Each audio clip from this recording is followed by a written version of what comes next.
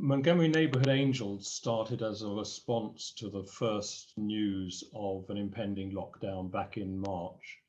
We felt that there was a danger that with people being potentially isolating, that there might be people who didn't have access to their normal support networks, their friends and relations.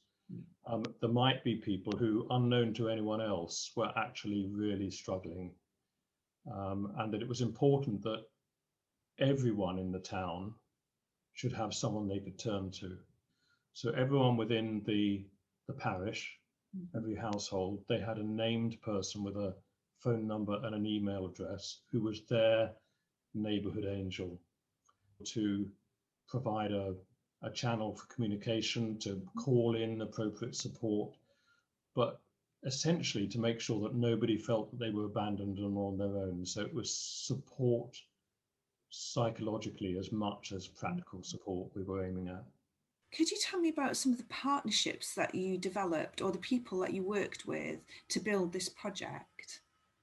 Because of the need to get the Neighbourhood Angels running so quickly, and we really had to have it running within a week, I used really my position as county councillor, as a community leader in that respect, to directly recruit a very small team and to use as the basis for the administration, and then go out more widely with what we needed for the community support.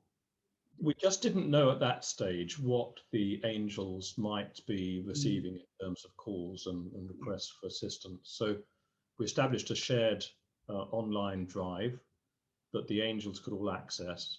We drew up guidance for the Angels, and we drew up some reference documents as to places they could refer to. And we tried to make sure that no angel should feel at a loss or unsure whether something was within the scope of the scheme or not. What do you think have been the main benefits of doing this project? To know that there was someone that they could contact with their anxieties, or just for a chat. Yeah. I think putting that in place was the best thing we could have done. There were a number of other benefits which I felt were really valuable and hadn't really been looked for. One was because we recruited angels using social media, the cohort of people who came forward to be angels was very different from the normal volunteer cohort that you get in small towns and villages and rural areas.